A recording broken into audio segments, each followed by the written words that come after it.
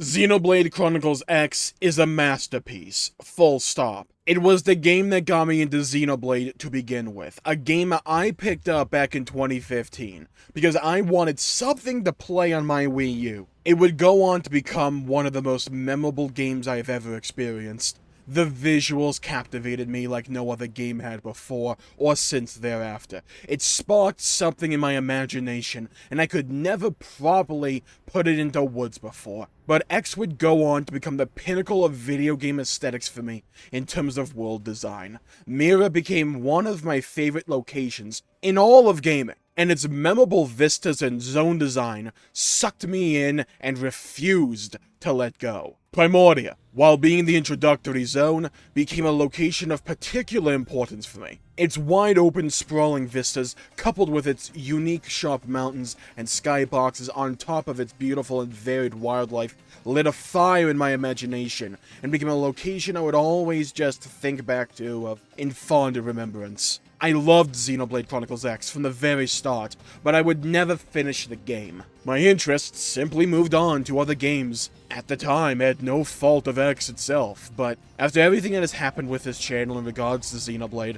I felt it fitting to return to where it all began. So I busted out the old Wii U, went on an Indiana Jones-esque adventure to find the correct cables, and booted up the stream to restart Xenoblade Chronicles X, and all that nostalgia and love I once felt for it came rushing back like a window opening on a once darkened room to be kissed by the morning sun. I fell in love with Mira and X all over again, and the game would start rushing up in my personal rankings for my favorite game of all time. And upon me beating the main story on stream, the game has solidified itself as not only my favorite open world game of all time, not only my favorite Xenoblade game, gameplay-wise, but has reached into my top 10 video games of all time. To say I adore Xenoblade X would be a gross understatement of epic proportions, and to properly dissect why I enjoy the game so much would require a veritable onslaught of videos about its various mechanics and world design and story and what makes it all tick. And funnily enough, I've made a few up to this point about those things. But in this video, I want to talk about the big picture. What makes Xenoblade X tick? Why do I cherish it so much, and why will I be revisiting it to complete its deluge of seemingly endless content? Xenoblade X has captured the very essence of what I enjoy about open-world games like few others have managed to do. From gorgeous vistas, to the world being unafraid of being large and imposing, to introducing mechanics each step of the way throughout your journey that completely change your perspective on how you view and interact with the world, to populating that very world with unique monsters and objectives, buoyed by in-depth and complex gameplay and RPG customization and progression that rounds out the entire experience on top of a veritable smorgasbord of side content to keep you engaged and glued to your screen for hours to come as hours and days pass seemingly by in seconds. The game is deeply flawed, from a clunky and unintuitive UI, to off-putting camera controls,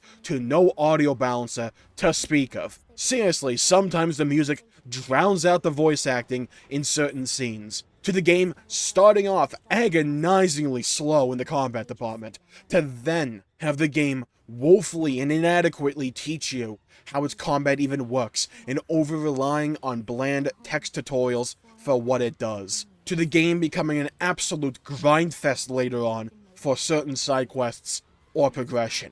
However, it is despite all of those valid, deeply rooted critiques of Xenoblade Chronicles X that I can come here today and still say the game is absolutely worth your time, and one of my favorite games of all time, and one of my favorite games ever made. That is how strong the positives of this game are. That is how truly special of an experience X is. It's a game that can have all those put-offs, that would drive away pretty much anyone else, but still, after all these years, have a dedicated fanbase, myself included, that love and cherish what this game provides. The narrative starts off slowly, and progresses at an agonizingly slow clip. However, in the last 4 or 5 chapters, the pace and stakes pick up significantly, as interesting villains are introduced, beautiful and grand battles and scenarios take place, and the game just goes into overdrive. Capping off with possibly my favorite end boss in the entire series, who has a ton of interesting and unique mechanics, I'm sure, if I didn't rinse through it and actually one-shot certain phases. But as a visual spectacle, it was gorgeous and awesome, both in narrative and in design. I've talked about the scale mechanic at length on the channel before, but it truly bears repeating just how brilliant of a mechanic they turned out to be, both as a form of progression, customization, and overworld navigation on top of gameplay. When you first got your skill and were able to reach locations you could only see before, or find shortcuts, it was a great feeling that opened up the world. And then only to be greeted with flying a few chapters later, completely changed my perception of the game, and opened everything up, and truly felt like a taking the weights off moment and just being free. It was cool, fun to control, and paired with one of my favorite songs in the whole game, Don't Worry. It paired like the finest of wine alongside the meat and potatoes that was the rest of the game to create the perfect meal that felt both filling while warming your soul. I cannot praise this game enough. There isn't enough flowery language for me to bestow upon this game. It may seem excessive, but to me, Xenoblade Chronicles X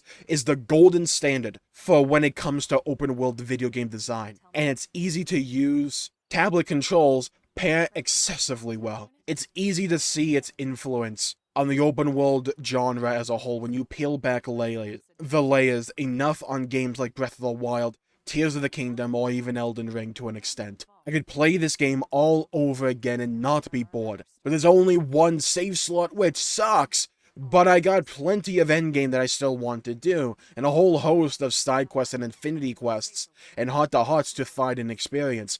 My time with Xenoblade X has been one of ups and downs, a reunion between game and me, and then the full embrace of the experience. The music is varied and inspired, being exactly what you imagine when you hear that Sawano is leading up a sci-fi epic soundtrack, and stays varied enough throughout your entire time in Mira. Each zone is carefully constructed to not only look but feel different to each other in terms of environments, altitude, but also the style of zone each of these zones are meant to represent, each coming with unique weather patterns, vegetation and items to collect, and monsters to fight. The game makes excellent use of the Wii U gamepad as a secondary monitor to utilize the minimap available at all times for both perusal and fast travel, while also giving you access to the node system, a series of points in the overworld that you can put down probes in to lift the fog of war on the map, while giving you a customizable node system you can utilize to min-max passive income of resources